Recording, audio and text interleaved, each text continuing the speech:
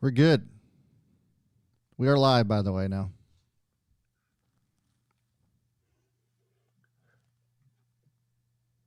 All right, where'd he go? I don't know where he went. He wanted me to go live, and then he leaves. Making an entrance is dramatic. Apparently so. I don't know what the hell he's doing. Anyways, if anybody's actually tuning in as we're going live, welcome, folks. The Barcast lives. Can't be taken down by the Rona. That's right. That's right. I don't know where Christian is. He was here and then left. He was bitching and moaning because we weren't live, and then I went live, and then he leaves. It's probably better for us. Probably so. So what's going on, Chuck? How you been, man? Man, I am living the lockdown dream. Doing the best I can. You know, it's crazy times we're in right now. Yeah, that's for sure. I went out and bought myself an Xbox. I mean, that's how you lock down. That's right. I haven't played video games in forever, and went and got that so to keep me busy. But not that I haven't been busy anyway. But right. Yeah, man, I've heard some things been going on with you. Yeah, it's been a crazy time. You know, I think I'm going into week 5 at home. Yeah, 5 weeks, and I've got 2 little kids. Right. And so that is interesting. You know, keeping them from climbing on the ceiling. But they're doing all right. You know, it's had a job change. Actually, I got laid off. So. Right. I'm actually super pumped about it, and I can't wait to talk about it, to be honest. Yeah, I'm actually looking for it too whenever my co-host decides to show back up. But while we're waiting, I want to say that of all the guests that we've had on our channel, you have had the most views up to this point now. All right, well, that's cool. Yeah, it's trending. I mean, I just happened to look at it today, and you're like, your video is trending way out of the box of our normal, viewership. So it's been pretty cool. Sweet. Getting like some that. exposure. Hopefully we can provide some value. I'm happy to do it. Yeah, absolutely. I don't know where Christian went. He says he's ready.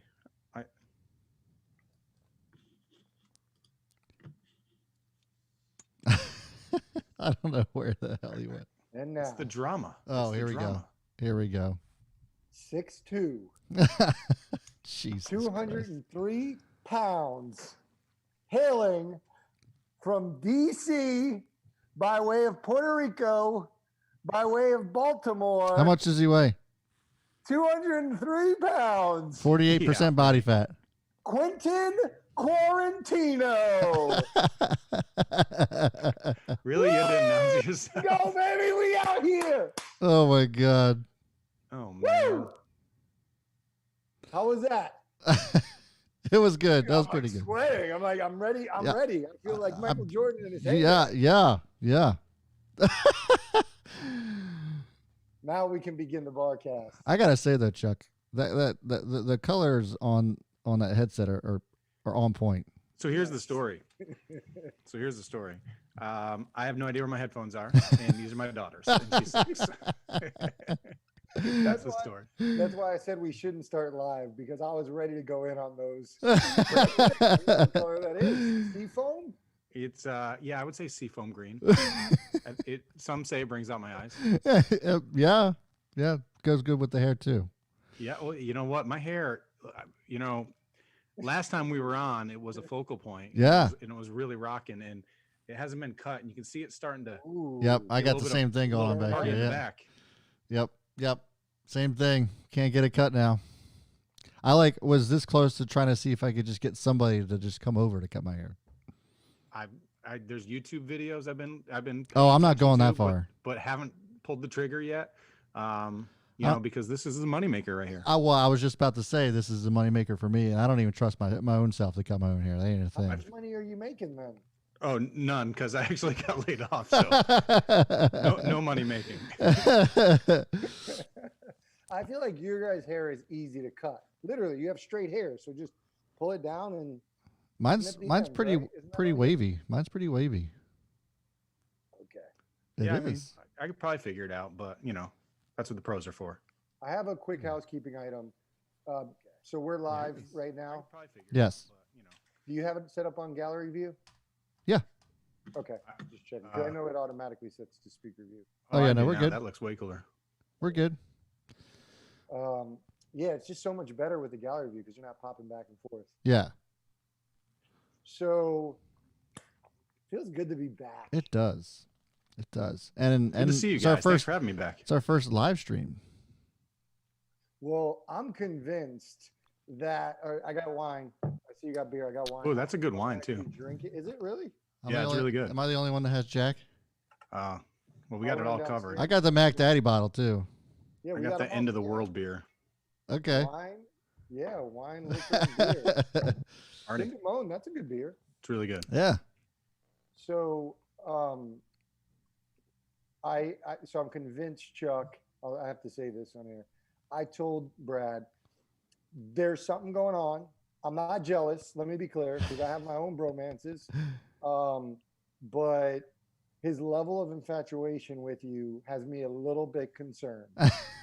So two things are happening. One of two things are happening. He's very jealous. He's very jealous. Either he's trying to cultivate a bromance, or he's trying to find a new co-host.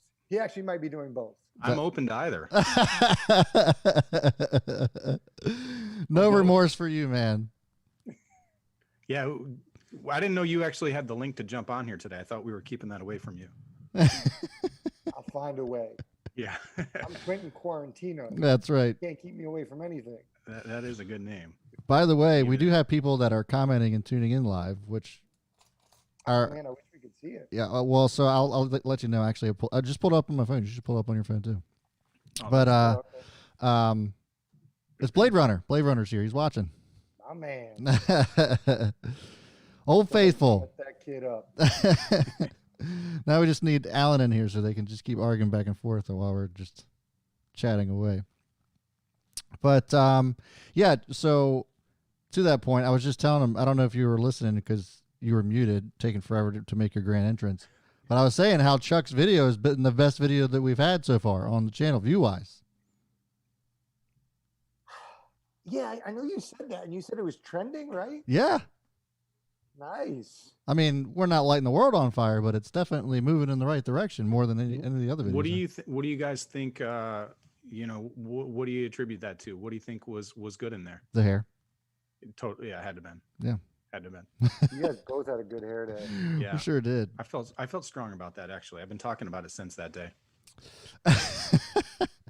But no, in all seriousness, I think, I mean, of all the podcasts, and they've all been great so far, of all the ones that we had, I think we had one of the longest view durations on that video, and I think a lot of it just attributes to because I think we were all like really real in that video. Not that we weren't in other ones, but just I think we kind of were just putting our emotions on our sleeve that whole time, and I think we just all opened up more than we probably have in previous episodes. So that was really cool. There's something to be said also about the chemistry. Yeah. I'm wondering how much of us actually having sat down one time before. So like Chuck, you got to know Brad a little bit. So it wasn't like it was our first time trying to talk together. So I think that came through on camera, at least when I watched the clip. I felt like you could tell there was some good chemistry there. Yeah, I would agree. I felt that. Yeah, it was super comfortable talking with you guys. I was excited when you said we were going to do it again, man. I'm down for this all the time. Although my background isn't as cool as yours, Brad. I'm in guest bedroom / quarantine office / where Quentin Quarantino will stay when he stops by.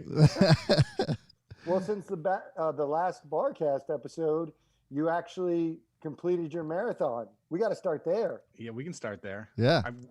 I guess technically I completed it. It wasn't pretty, but yeah. Did you run 26.2 miles? Yeah, I think it was 26.3 actually. All right, there you go. Yeah, because I'm an extra credit overachiever. But yeah, it was a really cool experience. It was tough because I ran 20 miles of it totally by myself, and it was brutal. It was a hilly course. It was just running circles around my neighborhood. But what was really cool about it, and to give you some props, was Christian here showed up to run the last 6 miles with me, which I knew was going to happen. But he brought 2 other good friends with him, and the 4 of us completed it. And it was honestly what carried me through, because those last 6 miles were they were awful. So that's incredible. I appreciate you for that, because I needed it. Of course, man. I know you do the same. And just to give it some just to give it some context, the reason that you had to do that was because of the same reasons you got laid off. So we've been dealing with like this issue of just COVID and the Rona, and that's why. So you had planned on running a marathon after we left, recording for what I think 2 weeks after we got done recording. You're supposed to run a marathon. It got canceled. That's right. And so then you decided. What's that? That was like right at the beginning. Right at the beginning, right. The first few days when they first started canceling things. Yeah. It was 1 month from yesterday was the date it was supposed to run. That's wild. So then it got canceled, and you're like, F it, I'm going to do it anyway. So then you just, first of all, running the first 20 miles by yourself with nobody around, that's beyond brutal. It was so bad. But there's so many layers to this, but I just wanted to say too that like I was actually inspired to watch the whole thing. And then when Christian was sharing it on his IG, Cashier, by the way. Yep. Follow me, Cashier. Shout out. I just thought it was really, really awesome. And it just kind of shows what kind of friends you got down there. Oh, big time. That was powerful. Like, people say they'll do stuff like that, but you never know. But showing up and then seeing two other, boys with you, and I'm coming down to meet you guys, like it was emotional. It was super cool. Yeah. And, the next mile 21 wasn't so bad. Those last 5 were the worst. They were awful. And if you guys wouldn't have been there, I would have been walking the whole thing probably, or a big portion of it. So I appreciate you. You made a critical error though, towards the end of it. I think I know what you're going to say. Brad, he was supposed to get water. There was like a water point. Yeah. And this guy, and it was probably right after mile 21 and mile 22. And he decides he's going to skip it and just power through to the end. And I'm literally saying like, well, I'll run back. We were literally not far from his house, probably a couple blocks from his house. I was like, I'll run back. I'll catch up. Because he wasn't running the fastest pace. This was mile 22 for him, mile 1.5 for me. Right. And he just wouldn't accept it. That's probably what it was, right? Fatal. Honestly, that would have made a difference. Oh yeah, big time. Yeah, I didn't run. I ran the last 6 miles without any water, and it was like I was chewing on sand the whole time. That's crazy. Why did you not want it? Because I'm an idiot. I feel like if you're running 20 miles by yourself, then you have a little bit of delirium that kind of settles in. So you probably just were not in your right mind either. It did happen right about then. I don't know. It didn't seem like, you think, oh, it's only a few more miles, I'll get it. But those few miles were, they were 12, 13-minute paces at that point. And it was just, if not longer. And it was a lot longer than I expected, but I wasn't thinking clearly. Well, and there's the wall. Like, the wall is coming. But when we showed up, I think it's, you were done with you had a little bit of a break. We go out. Obviously, you're probably on a little bit of a high. But yeah, that crashed pretty hard. But big time. We did it. It was cool. It was fun for me too to get those guys out. I know they had a blast. So we had this conversation. One of my buddies, Greg Perlman, shout out to G Perlman. When we were running, I had asked him, like, what do you think you can run a mile in? And of course, he said he could run like a sub 4-minute mile or some Steve Prefontaine BS. But I was like, I wonder tomorrow if I could run under a 6-minute mile, which he said absolutely he could. What was it? Maybe like not even, it was like a few days later, I ended up going out on a track and I ran a 6:17. Wow. 6:12, something like that, which is really, really good for me. Like not run at all. So now I've suckered myself into trying to run a sub 6-minute mile when I'm done with quarantine. Not me. I will cheer you on from that one. I will not be running with you. You just ran a really long run. Are you planning on running another marathon? Yeah. I'm not planning in this moment, but I'm going to run next year probably. I got a free entry into it since they canceled it. Might as well. Okay. Cool. Yeah, I'm not done. I'll figure out something. But yeah, I'm sure I'll run another one. So can I just pause? And Brad, I got to tell you a couple things. And this could probably lead into the quarantine discussion. Okay. you know, I had a really good day trading. So Chuck, I've used the quarantine as an opportunity to sharpen my day trading skill. And fortunately, nice. I know somebody who can kind of help me out with that. So Brad, I've been doing his mentorship more.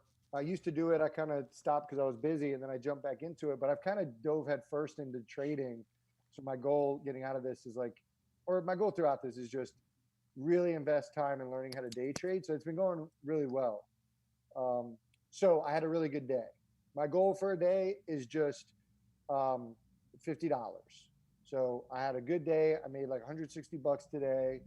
We have this bot, which I don't think you know about, but we have this trading bot that we're working on for WeTrade HQ that we're in beta test phase. So we're actually trading real money now. So Brad runs the script.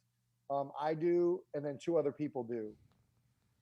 So today, Brad, I made $117 with the bot too.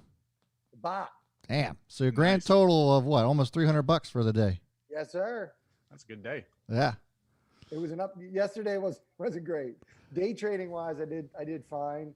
The bot didn't do well yesterday, but today all around was good. But you've been doing really, really well because you started off you didn't start off with a small amount of money, but you came in with a reasonable amount of money, and then since you've been in the mentorship, like going hard, you've made what, a little over $3,000 or close to $3,000 since you've. So as of today, I made $4,000 since March 12th. Yeah, so that's incredible. Like a month. Nice. That's incredible. Yeah. That's awesome.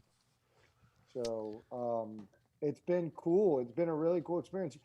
When I first started learning, so when I started working with WeTrade HQ, I took your penny stock mastery course, started with like penny stocks OTCs, and then I started in the mentorship, and we were trying to build out the one-on-one private mentorship that we launched. Yeah. And so I worked with you through that, but that was us trying to figure it out. And then I just was kind of here and there in the mentorship, but I would say the last month, no, probably almost 2 months, I've been invested in the actual mentorship, and you've been working with me. This week we started where you were working with me one-on-one now, which has been hugely helpful. Yeah, for sure. And it's crazy because we already talk so much as it is, and now I'm getting even more sick of you. Hey, as long as you making me money, I don't care. Somebody said that you sound a little quiet. Is there any way to turn your mic up? Hell no. Who said that? I'm not getting these text messages. Blade Runner. You have it pulled up on your phone? Maybe it's delayed. Yeah, I am. Okay. I'll work on that. I'm going to try to switch over to. Yeah, I can. Well, now he's gone. Gone completely. What's up, Jeff? Good to see you, man. Glad you're tuning in.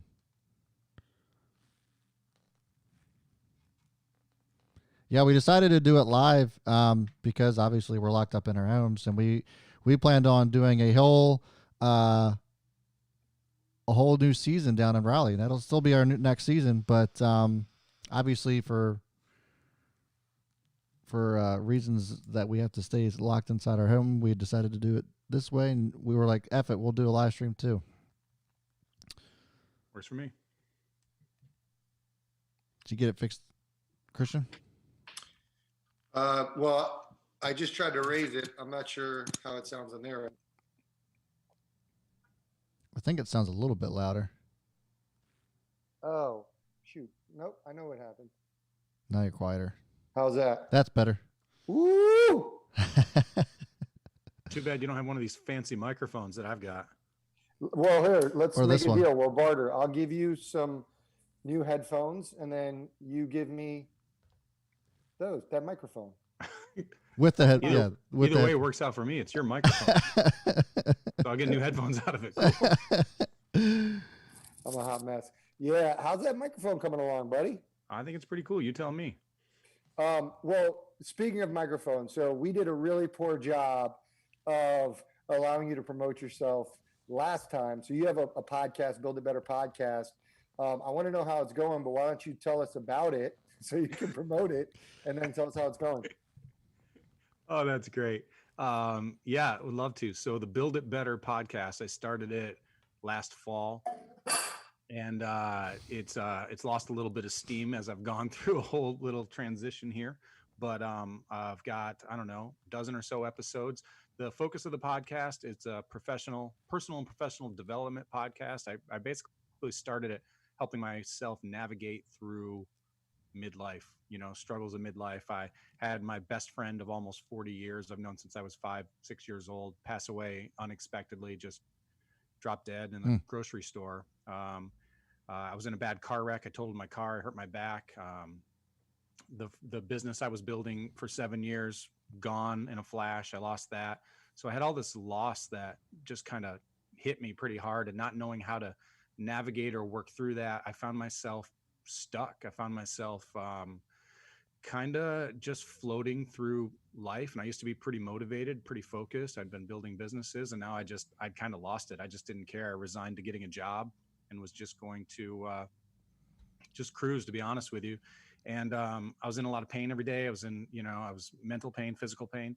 And then I started to find, I wanted to climb out of it. And so one of the ways I decided to climb out of it was to have conversations, and it was podcast conversations. It started off as a way to have more authentic one-on-one conversation with men, because I'd been lacking that relationship piece in my life for a long, long time.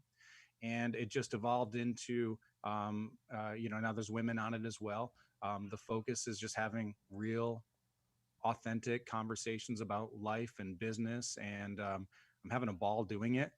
Through these last couple months, it's taken a pause just because my life has changed a good bit. But I've got my next recording guest scheduled for next week. Got 2 more lined up, so I'm ready to hit the ground running and get some more episodes out there. But yeah, it's called Build It Better, and I'm super excited about it. It's kind of a creative outlet for me, and not really sure where it'll go or have a whole lot of real plans for it, but I have fun doing it. I know it's on iTunes. It's on Spotify.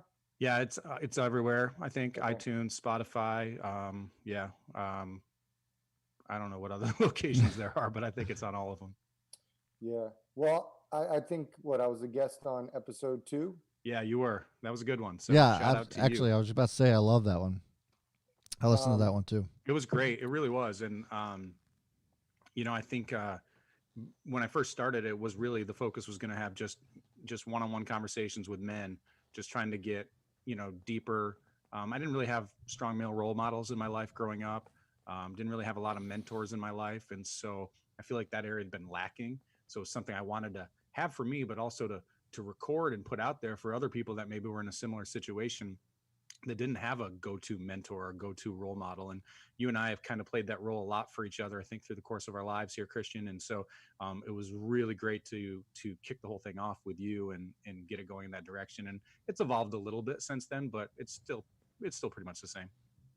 Yeah, I like you have a good mix. So far, you've had a really good mix of guests. And so, I mean, I've enjoyed it, and I'm looking forward to your future episodes. I've told you, I think you're natural at this. I think you have a good voice. I think you have a good presence, and you're only going to get better at this stuff. So I'll stop there because I'm starting to. No, I would love to keep going, man. I'm feeling really good today. Well, let's get into, you said that you put it on hold because you've had some life changes. And I think, I actually titled this video, What to Do When You've Been Laid Off. Sweet. And, I think that obviously there's a lot of people that are in the same shoes as you. I think as of today, the latest jobs report came out. So about close to 20 million people have claimed unemployment. So wow. It's pretty incredible. Yeah. So I think that what I was hoping for was that we could have a conversation about how you're taking this, what would seemingly be a rough time in your life, and really kind of turning it around and seeing it as a positive and really looking at it as a blessing in disguise, so to speak. Yeah, absolutely. So I think my perspective is probably going to be a little unique. I hope it's not too unique, but for me personally, and I think it'll relate to maybe some of our listeners here, is, I've been an entrepreneur in some fashion for a long time. And when I, 2 years ago, when I hit this midlife thing, if you will, where I had the car wreck, lost my best friend, lost my business, and decided to take a job. I kind of lost a bit of that. And so for the past 2 years working in a job for other people, I've been wanting to get back full time, being my own boss, owning my own business. And it was a little scary. It was a little scary when I'm the sole income provider for my family. My wife stays home with our 2 kids, and to go from having a salary to losing it completely and starting up a business again. It was a little nerve wracking with no safety net, no savings. I don't have any of that stuff, just from bad, stupid financial decisions over the course of my lifetime. And so I was kind of trapped. But for the last 7 months, I've been coaching real estate agents on how to build a business. And I owned a very successful real estate business years ago that I just closed because I wanted to do something different. And in coaching these agents for the past 7 months, I've been like, well, why am I not doing this myself? Like, why am I spending all my time teaching other people how to do this, which I really did get a lot of value from and felt good about, and got a lot of I felt like I was making a difference. But the whole time I'm like, why am I just not doing this myself? Like, I know I can do it. And so within the last 6 weeks ish, probably right up middle of March, beginning of March, I decided that I was going to start doing everything I can to work back towards that. And so I didn't know what it would look like, but I started making some contacts to former clients, close friends, saying, thinking about getting back into actual real estate sales and working with clients again. And, I build my business by working through referral. So if you know somebody, just keep me in mind, all the while still working my job and trying to think, how can I ever make this transition?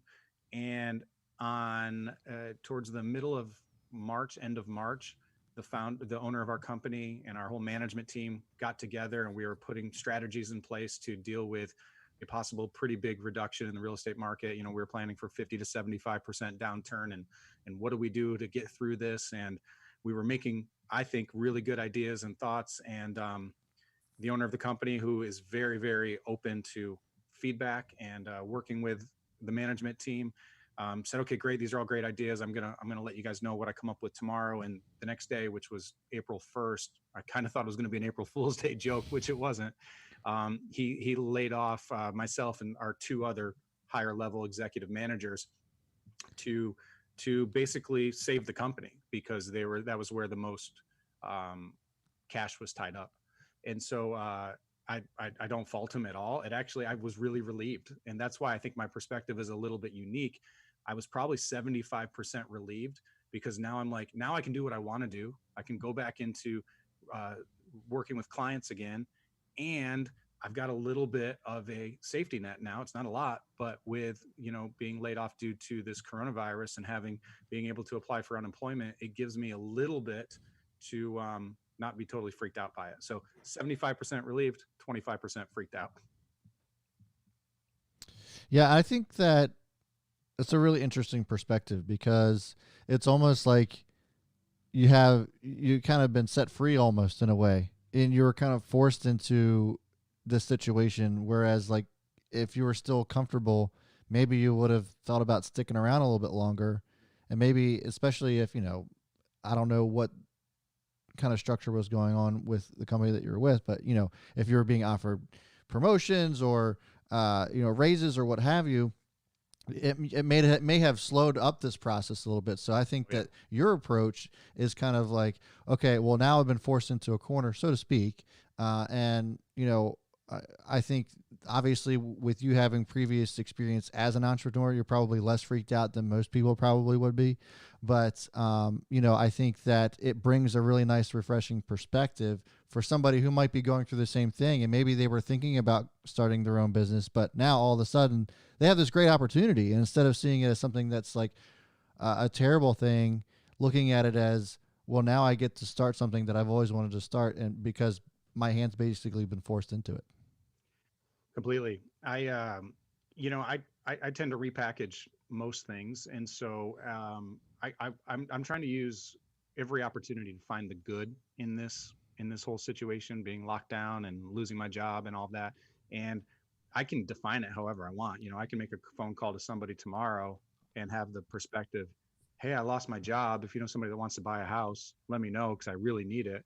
Or I could be like, I got this great opportunity. I'm back helping clients again. And you're right. My back is up against the wall. Like I tell myself that every single morning, and I like that feeling and I feel good about that.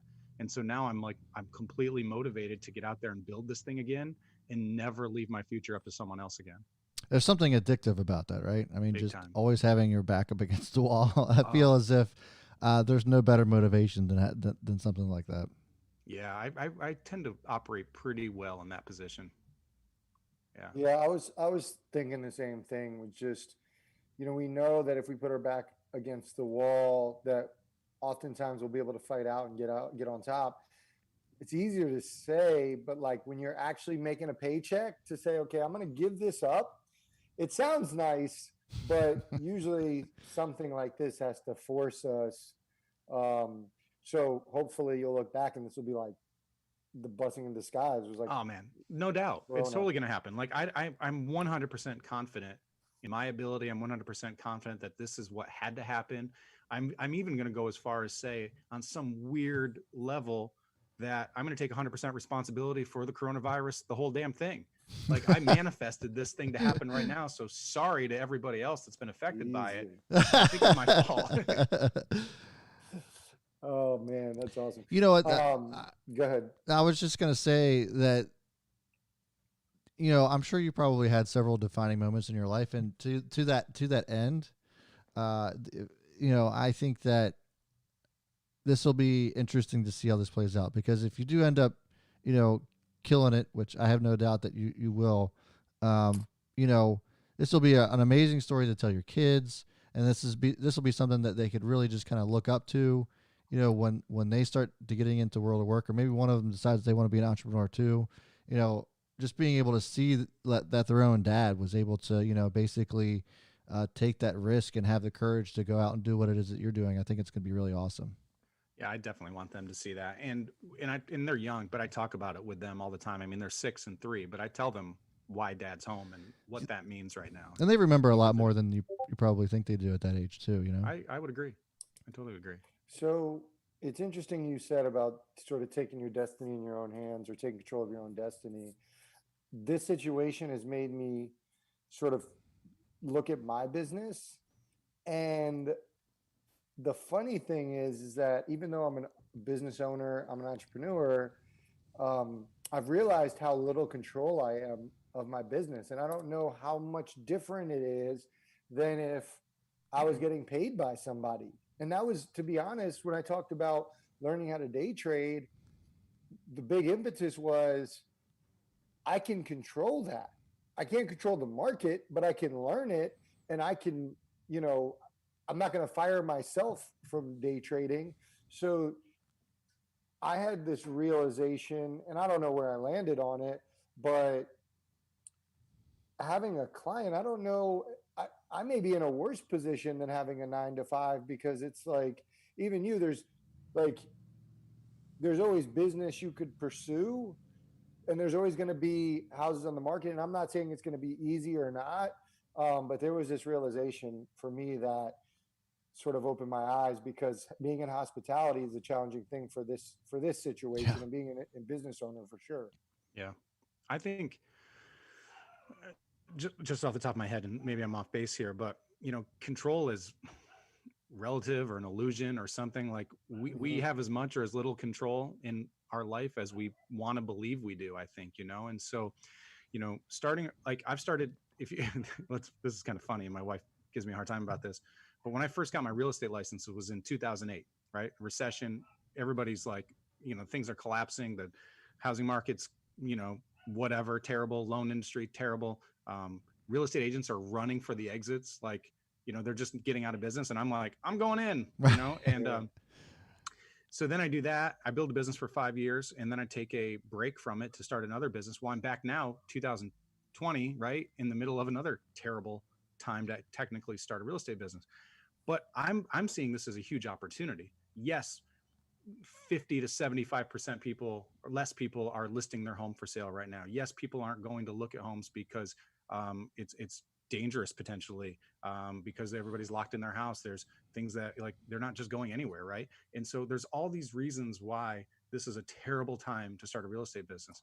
But this is also, in my opinion, a great opportunity for me to reestablish relationships and get back out there and talk to people. And I've got time, right?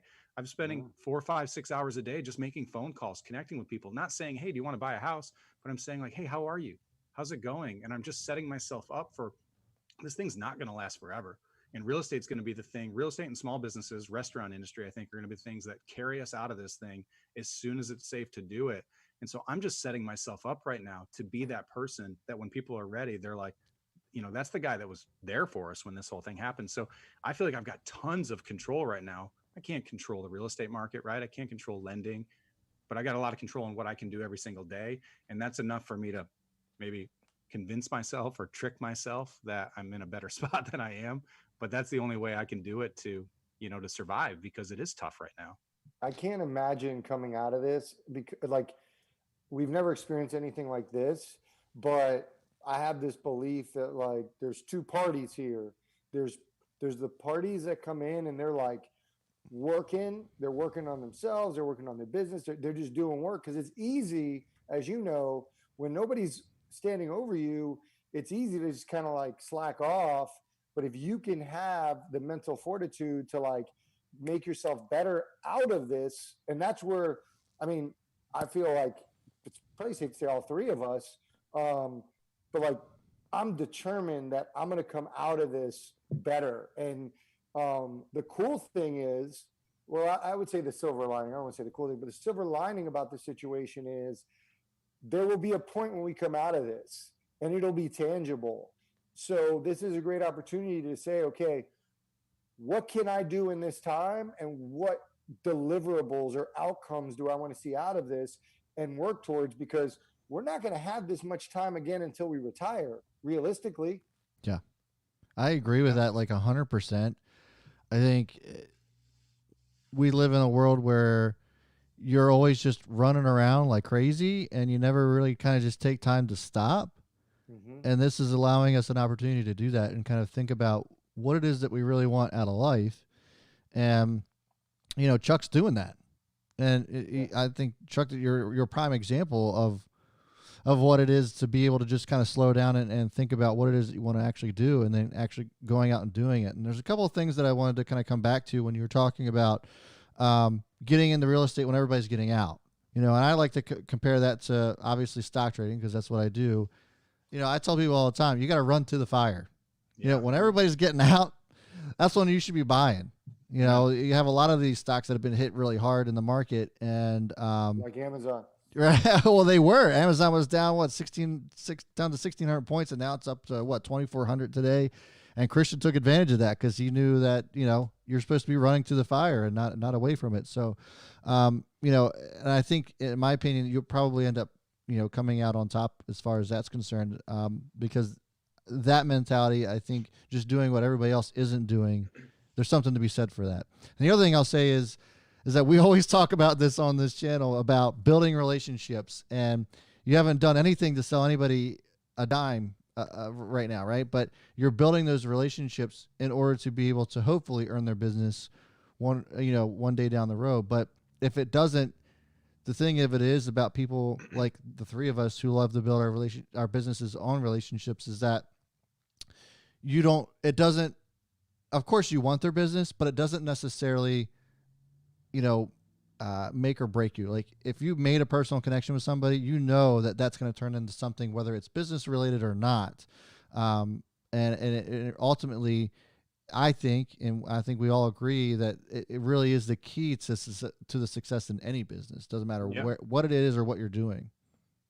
I've been a connector my whole life. I love bringing people together, and that gives me more excitement than closing a deal, than selling a house, right? I love helping people. Yeah. And what I've decided to do, which we'll see how this plays out or not, if this is smart business advice for people, but the relationships they matter more to me than anything. And I believe that I'm not looking to help someone buy or sell a house that I call tomorrow. That's not my goal. I'm not calling them to see if they want to buy or sell a house.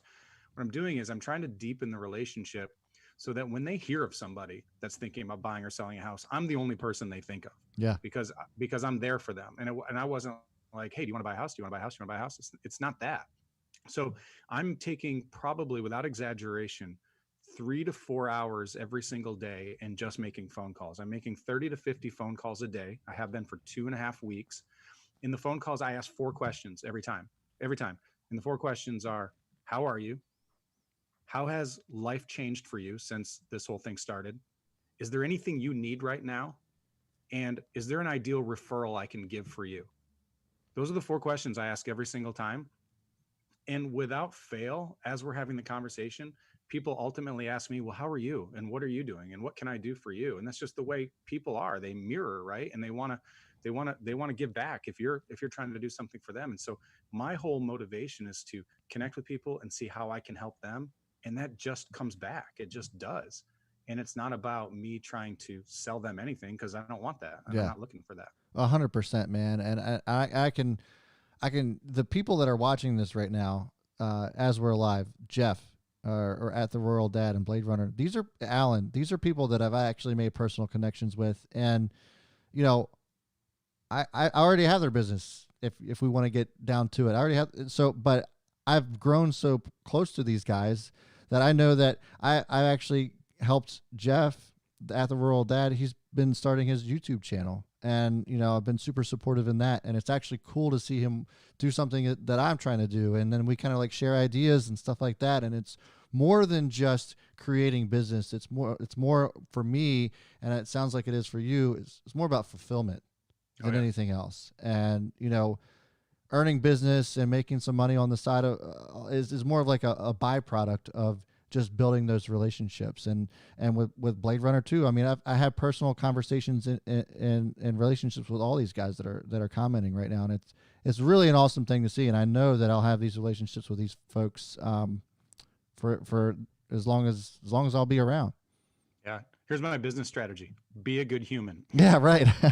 I love it. I was telling my client, they were trying to think of a tagline, and I said, your tagline, well, so she was talking to me about how she had went to this like alumni reunion, talking to a fellow entrepreneur, and he was complaining about all his people and whatever.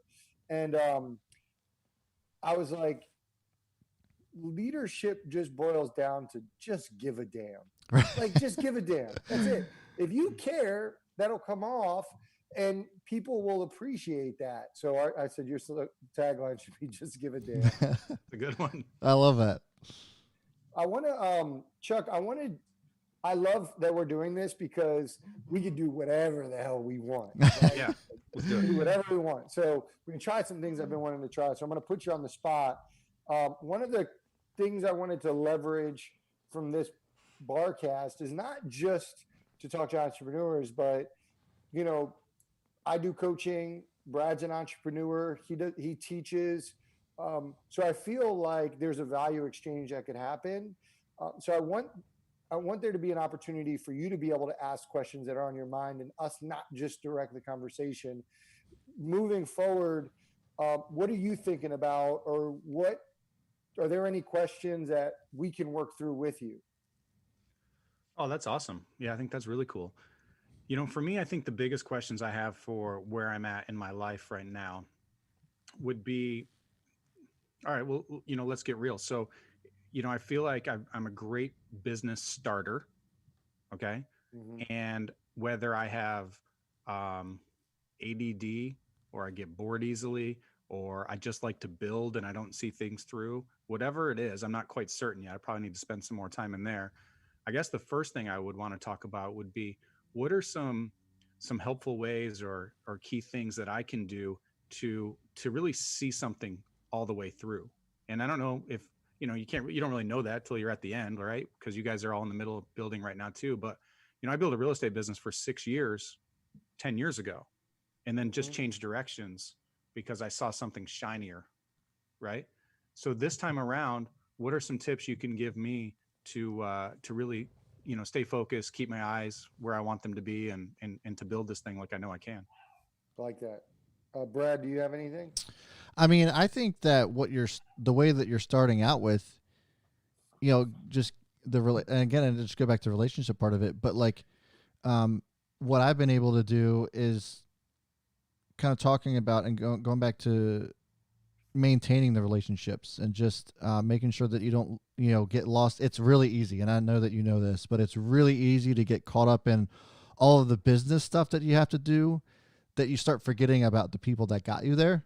Yep. And for me, and it's been a struggle for me too, but what I always try to do is just make sure that I answer every message that I get. And as crazy as that sounds, and I'm getting to a point where I'm getting like hundreds of them a day, but I try my best to just try to go and answer every text message, every direct message, and just trying to continue to maintain the relationships that I have as much as I can. Obviously, you're not going to be able to maintain all of them, but the ones that the OGs, whatever you want to put a label on, the ones that got you there, as long as you make sure that they don't feel like they're forgotten. I think for me personally, that's definitely a really big, factor as far as good advice, sustainability and continuation, stuff like that. Okay. I have a couple of thoughts. When I coach and I give feedback, I'm always very careful because when I say things, it looks bad if you say things and somebody has already tried that and it didn't work, or make assumptions. But I'm going to just speak in general terms, and you may have done this or may not have done this, but what I think is really important, the few things that stand out as I've talked to you about your businesses, what I want you to consider is how you frame things. Yeah. And think about your previous businesses. Because to me, yes, there was a similar business before, but to me, it's all one business, and you've just taken different paths. So, and you're seeing it. It's not like you're starting from scratch, because you're leveraging things from before to come back now. So, what I worry for you is the pitfalls you're going to fall into, and you learn from the past, but don't allow the past to dictate the future. And as long as you understand, okay, I might get in my own head, just try to be as objective as you can, because this is a totally different business. It might feel the same, but you're a different person, you're a different manager, you're a different owner. And so I would be careful to not get caught up, or pay attention to not getting caught up in, okay, if something kind of seems the same, that you get in your head and you think, okay, I'm doing the same thing as before. Yeah. So that's one big thing I would point out to you is, I always talk to you about, there was no failures. There's no failures. These are learning opportunities. And until you decide I'm totally done being an entrepreneur, then you can take score. With all that said, a couple of things that I wonder if you did last time that I'd encourage you to do this time. First, to directly answer your question, begin with the end in mind.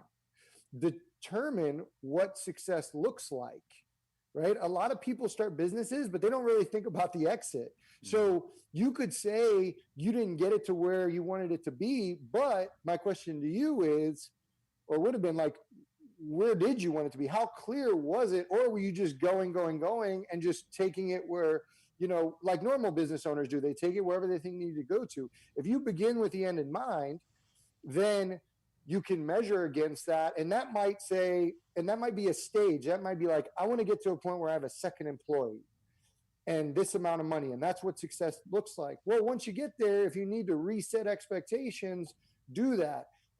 So that's the second piece of advice I'll give you. And the third piece I would say is accountability. Having a coach or somebody who can go through the process with you. And I know you can't afford it right now. Maybe for now you just come on the Barcast once a month, but as you have a wife that could be your coach, having somebody who you clearly clarify, as we talked about the last episode, the board of advisors, having accountability and saying, here's what I'm looking at, working through.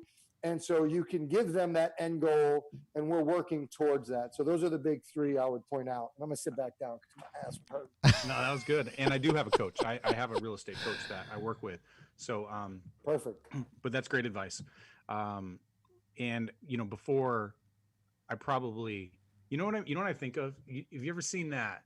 What is it? That meme where there's like a dude with a pickaxe and he stops like right before the diamonds. Yeah. Yeah. Like that's the story of my life. Like, I feel like I was just like, I was right on the verge of everything I wanted 6-7 years ago, as far as my business vision goes. And, it had been a 6-7 year battle, so to speak, in the trenches. And, I think I was right there, because as soon as I walked away from it and started over with something else, I saw all these things like coming to fruition that I had planted those seeds, and I was now off on a different path. And it was just like, but I will have a clearer vision, which is great advice. The other question I might want some feedback on is, let's talk about my podcast for a second. So when I started it, I had no plans for how that could contribute to my business. And right now I still don't even know if I want it to. Like, it's fun. It's cool. I have great conversations. I like to highlight other people and help them with their business.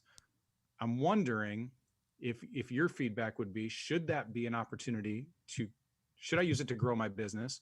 And if so, what sort of pivot do you think I need to make, or just keep going the way I'm going? Yeah. Go ahead, Brad. I was just going to say, listen to what the people are telling you. When we've talked about this on my channel, and the nice thing is that I've gone through the YouTube, trenches, and I'm still going through them. And it's funny that you were talking about the meme with that guy in the pickaxe, and I was chuckled a little bit because Christian and I literally talked about this today, about my own channel. But what I would say is, as far as the podcast goes, listen to what what we say. Listen to what the market's telling you. Mm-hmm. And if people are responding to a certain thing, then keep giving them what they want. And that's kind of what we've done with the Barcast too. We know that people respond very well to certain topics, or they like the fact that we were going to be in Raleigh for our second season. Like I said, I've done this with my channel too. If people are responding to a certain subject or a certain topic, then I go back to that topic, and then that's how I've been able to grow to the point to where I'm at right now. And I think that's definitely something to just make sure that you're listening to what the audience or what the people are telling you. Yeah, I love that. Brad, with Alchemy Fit, who was on the end of season 1. Brad Dubstat. I talked to him about this a lot, because he gets really hung up on, like, am I doing the right thing? Or, like, he's the opposite, where he knows he's passionate about what he does, but he's always kind of changing the end. And what I try to explain to him is, like, really the end target doesn't really matter. Like, as far as each step forward, it matters to move you in the right direction, but, like, you can go a different way. It's like, aim a certain direction, move forward, and then shift throughout. Let the market shift you throughout. And it's funny because the market tells him what he's doing, the nutrition coaching, the macro coaching, is working. He started with a gym, this idea he wanted to franchise a gym, and he was trying to raise funds, and he was talking to other people, and nobody was really interested in having the conversation with him. It was one of those things when Brad came around, it was like, oh God, he's going to mention the gym again. And the moment he switched over to do macro coaching, he was having people come to him organically. He never put the word out. Like, he never spent money on advertising. He never sought any cold leads out. People were coming to him word of mouth. And what I was saying was, man, you're so focused on trying to find the next thing, when the reality is, like, things are coming to you. You have to decide if you like it. Like, if you just don't like it, you're not passionate about it, then that's fair. Stop doing it, but you're passionate about it. So I say all of that because the market is usually going to tell us what's going to happen. And I think that's great advice. The advice, or what I'll say regarding the podcast, is it doesn't really matter what it turns into, right? Like, or it doesn't matter if it's not clearly defined or if it's not what it's going to be. I don't know if you necessarily have to leverage the two. I think if you enjoy both of them and they seem to be both your passions, I think they'll naturally settle into a place that makes sense. That might mean you leverage the podcast for real estate, but regardless, I think even if you don't, you benefit off of becoming a better podcaster, right? Like you benefit as a real estate owner and a real estate agent, because as you get better at podcasting, you're growing your network. You're potentially getting better at public speaking. All these things are happening. So I would say that probably you're going to find a way to leverage both of them and tie them together. But if not, it's okay. Keep digging into this passion until you feel like, I think there's something a little bit more I'm excited to do. Great thoughts. Good stuff. Great thoughts. And I think from hearing you, it seems like you really do enjoy doing the podcast, and that's enough for me to say, keep doing it. Yeah. No, I do. And I've missed it since I've taken a little bit of a break. So I'm excited to get going again. We missed it too. That's why we just decided to wing this shit. Yeah.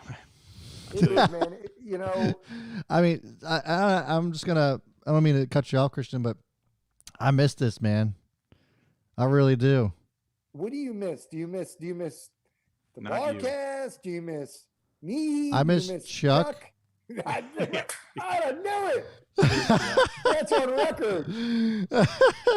No, in all seriousness, You are a sorry son of. Someone bleep that guy out. But no, in all seriousness, I think it's what I miss is being able to just have these conversations, because it's nice and refreshing to know that everybody who's an entrepreneur is going through the same things that I'm going through, and it's tough to be able to like even talk to them, to loved ones or significant others or whatever, because if they're not in it, they don't fully understand, and they try to, but like if they're not able to just kind of be in your mind, you're not able to be in what it is that you're thinking about every single day. And so being able to kind of relate to somebody else who knows it because they've been through it, and especially for me, because like as an entrepreneur, I'm a young one, you know. We're all around the same age, but I have the least amount of business. Probably. I have the least amount of business experience between, you know, most of the entrepreneurs that we've been talking to, but, you know, and I'm learning so much, but, you know, it's just nice to hear that no matter how long you've been in business, you still go through the same type of, you know, just mental, trials and stuff like that. You know, when it comes to just building your business and growing it out, and even just sustaining it. Yeah, it's good to have these conversations, because if you haven't been in it, you don't get it. You just don't. Like, you know, I you know, I love my mom more than anything, and she's worried, you know, and she's like, you know, like, are you gonna be okay? I'm like, I'm great. She doesn't get it. She thinks I've lost my damn mind. Right. Like, I would rather die trying to build this thing than die in an office that I was just feeling like shit in every single day. Yeah. And that's hard to grasp for a lot of people. Yeah, that's very true. I wanted to anecdotally tell the story, the conversation that we had today, Brad, and I wanted to do it early. It's ironic you brought it up, but I think it connects with the conversation we're having with Chuck. So, Chuck, I'm not sure how much you're aware of this, but so Brad and I, through working with We Trade HQ, we've kind of worked on a few things. So we worked on his YouTube channel. We worked on We Trade HQ. The bot's kind of a separate thing. So we've been talking about all these things, and I've kind of worn a couple different hats where we've been coaches for each other, but like I'll be, you know, the chief strategist, I'll be the marketer, I'll be the coach, whatever it is. But recently, a lot of the things that we've been working on have all come together and started moving in the right direction, which is ironic because I think it was the episode you were on. Brad was talking about how he had gotten to a point where he actually was looking at jobs. Like, I don't know, seriously, but like he was like looking at jobs because he didn't know which way this was going to go. So all these things start working out where if you would have around 3 months ago or 6 months ago, we were, you know, not sure about money and if the business was going to be able to last from a fiscal perspective. We were losing people, trying to figure that out. We were not sure about our mentors and what would happen with that, and if we were going to keep them. We weren't sure about his YouTube channel because it had plateaued. So there's all these things that just went stagnant, plateaued, or were going down. And it wasn't easy. Fast forward to today, and I get a text from Brad. I hope you don't mind me saying No, go ahead. Text this morning, which is basically Brad saying, "Hey, bro, I don't know, man. I just got 2,000 views on my video last night. My channel's blowing up. I think I'm getting imposter syndrome. I don't know if I'm deserving all of this." And so I send him this gif of like this guy's head spinning. I'm like, bro, one minute you're telling me it's not growing fast enough. Now you're telling me it's growing too fast. So we joked about that. But through the conversation, that's where it got brought up, where I haven't really brought Will Smith up in a while, and I'm a little disappointed, especially in the Barcast, because I should bring him up once an episode. Oh, easily. But he has that clip where he talks about oftentimes on the other side of failure, on the other side of the toughest time you've experienced, is success right there, which is the analogy you made. But I think that was the example. I mean, I can't tell you the conversations where we could have easily taken it a different direction. We could have easily started a new channel for Brad or switched something up. And he's the perfect example of, he's not where he wants to be, but he's a perfect example of he saw it through that tough time and he stayed the course, and he's starting to reap the benefits. You know, we all are from a company perspective. Heck yeah. I didn't breathe through that whole thing. That was a good rant right there. Circular breathe. That was the fired up. I'm fired up. Hey, that was a good one. You have to go back and re-edit that. But that was, we talk about it a lot, but that was it in action.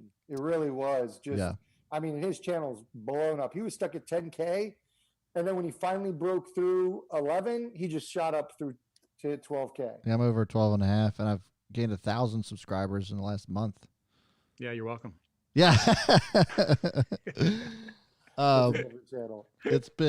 It's been pretty wild. I mean, you know, and just to kind of talk about that, I just had this crazy anxiety over the last week or two, because I just had one, you know, usually how my channel's been doing is like, I got one really like good banger, right? I'm like, oh, cool. This one I got a couple thousand on this one. But now I'm getting to a point where every video that I put out gets at least 2,000-3,000 views. And like, I was like, what the hell? Like, now it's starting to feel like shit's getting real. And I'm like, is this where I'm really supposed to be? And I just had like this crazy anxiety about the whole thing. And that's why I texted him this morning. I was like, this doesn't feel like normal. And so that's why that's why he gave me a hard time. And I told him he's crazy the shit we do. Yeah, it's wild. He had his highest revenue month since starting YouTube. Yeah. Wow. Yeah. Fantastic, man. Congrats. Yeah, thanks. Yeah, appreciate it. But you know, I don't know why I had the reaction I did, but I was just like, what, you know, what's going on here? This is what I wanted, you know. I don't want it to stop. Absolutely not. But it's just kind of like, damn, it's finally happening, you know. So I'm going to do something that I want to kind of start wrapping up this episode, because I know, Chuck, you probably have to go soon. I do have one question that a viewer was asking too that we want to remember. I'm unemployed. Well, let's ask the question, and for future ones, because we're going to do these at least once a week. Brad, we got to get call-ins. We got to start promoting call-ins. Yeah, I'm totally down. And that little pretty board you got there, start using it. Start doing foghorns or whatever. What? Like I thought that was just for show. Somebody shut that kid up. Oh man, yeah, this is high tech. I like yeah. I mean, I got whatever you want. I got some Trump ones too. Oh, great. Yeah. You are fake news. But it's the question is from Jeff. He says, being in real estate, what are your views in investing in income property? What are my views in investing in income property? Yeah. So like, that was the, like, do you, I guess, let me just, I'll probably help him out here. Like, what is it that you see value in as far as investment, you know, properties or income properties are concerned? Is something that you're interested in doing or that you have done? Yeah. I think it depends on every area. I think every area is going to be a little bit different. There's lots of different investment opportunities. Kind of there's a lot of variables, let's take my area, for example, in Raleigh, North Carolina, there are a ton of people moving here every single day. There is a very strong rental market. And I think that there's a lot of investment opportunities around that, about buying single family homes, multifamily homes, renting them out. You then get into, there's a couple different avenues you can go, or you want to pay attention to if you're going to be an investor. What's most important to you? Is it positive cash flow every single month? Is it appreciation rate? Is it both of those? Sometimes they both are good. Sometimes it's one or the other. It kind of depends on what is important to you as far as your investment goals, your financial goals. And so when I talk with an investor, it's really to sit down and understand, okay, what's the end game look like for you? Kind of like what Christian said to me a little while ago, like, what's your vision here? And then try to develop a strategy around that. But I think in times that are like now, times like 2008, times like the Depression, the people that came out of this, and I'm going to make up a statement here. I don't know if this is true or not, but like the most millionaires ever came out of the Depression that were investing in real estate. Like, I don't know if that's true, but something along those lines. Like, the opportunity is there, right? So real estate is something that, you've heard this saying, they're not making any more land. Right. And so if you're going to invest, it can be a really great opportunity for people. It just comes down to, what your strategy is, what your goals are, and then figuring out, I kind of think a individualized strategy and plan for each person. I don't know if that answers it or not, but yeah, I think it does.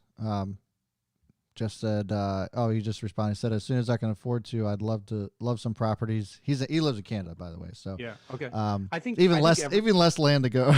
I think it's smart to own your own home. I don't think it's for everybody at every, it depends on what stage of your life you're in, but I think it makes sense to own your own home most of the time. There might be some areas where that doesn't, but most of the time it makes sense to own your own home. And that's a great place to start. Yeah.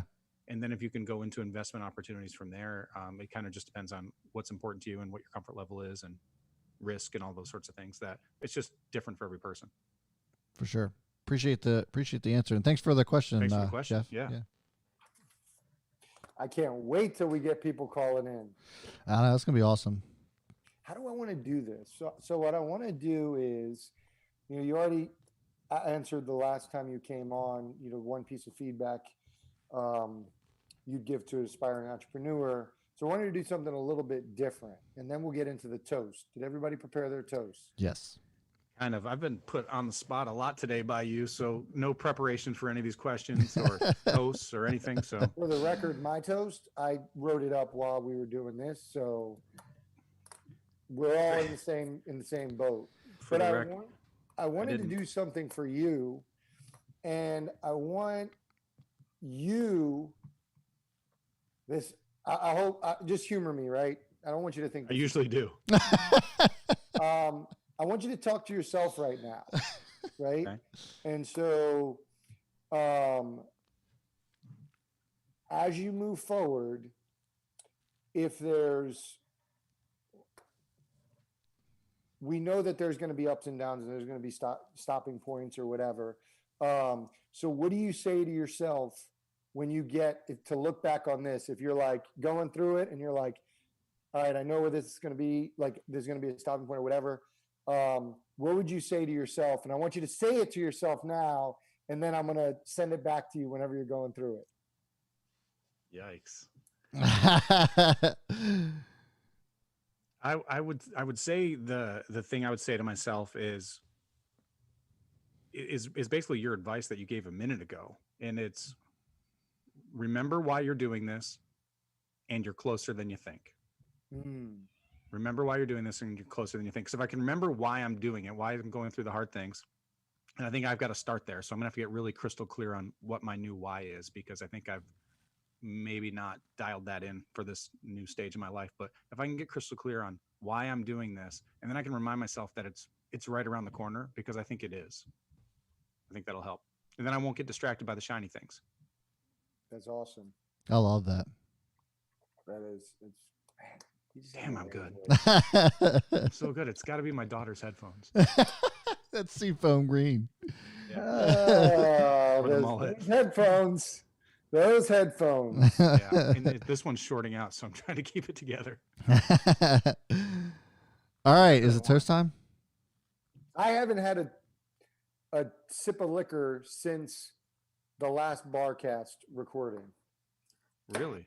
For the record. Yes. I've had a lot. I've had a lot. Yeah, of sips I don't liquor. drink outside of the Barcast. That's one true. of the reasons why. We yeah, I have a 6-year-old and a 3-year-old, so I can't say that I haven't had anything in a while. And actually, my father-in-law, shout out to him, just sent us a case of wine that just came in the mail about 15 minutes That's ago. a damn good father-in-law. Nice. So good. All right. Where are we starting? What are we drinking? So I am drinking some Jack and Coke. Okay. And my toast is to the floor, as it holds us up when no one else will. Yeah. I thought it was going to be to the windows, to the walls. No, somebody already came up with that. That was good old Mike Cam. 2 and 1. That was. Did you see that episode, Chuck? Sure did. I see them all. Nice. I mean, I'm not just a fan, I'm a guest, or I'm not just a guest, I'm a fan. All right, Chuck, you want it? Or you want me sure. to go? I'll go. May you live as long as you like and have all you like as long as you live. Cheers. What are you drinking? Me? Yeah. La fin du monde. That's the end of the world. Yes. And it's fitting. It is. That's right. I'm drinking 19 Crimes. And their slogan is 50 less than we should have had.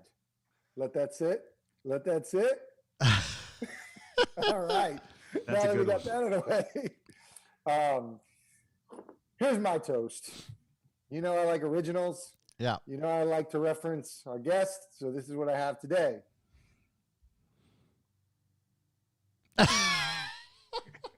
Whether it be a townhome or a row home, the only color to choose is seafoam. Cheers, fellas.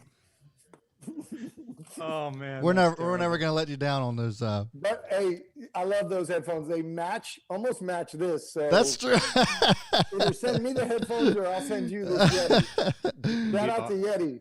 That's right. My daughter might be a little upset, but I'll see what I can do.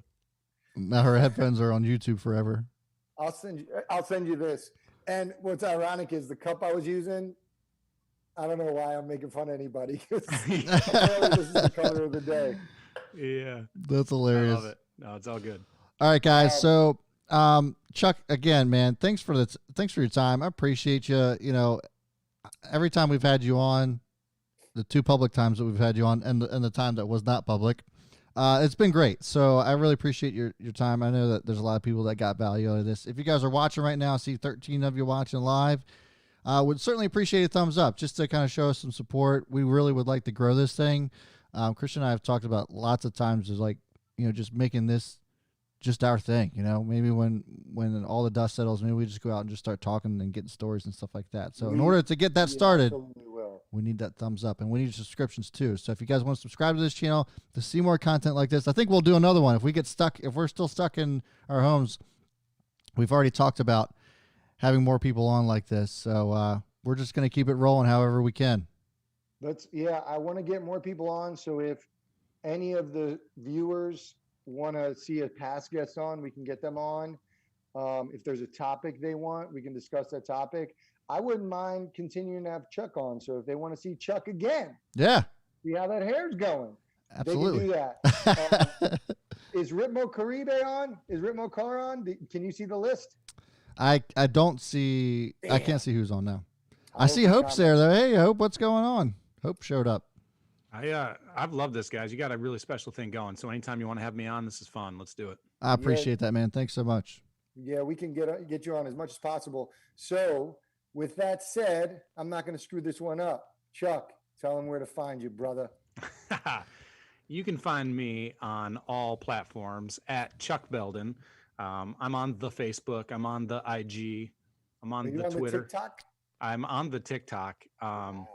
But I got to probably make a bigger impact on there. Your IG is also in the description as well. So What's that? Your IG is already in the description. Oh, so. Perfect. Yeah, you guys, if I can do anything for you, hit me up. I'm happy to answer any questions. That's awesome. And for the record, Ritmo Caribe is on. So I think we can consider him one of our top 3 fans.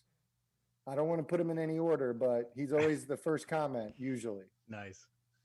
Yeah. So, well, between him, Blade Runner, and Alan, I think. I think there's a top 3. So, yeah, thanks guys for watching. I certainly appreciate it. Let's get this thing going. And, yeah, definitely would appreciate the likes. And, again, thanks, Chuck.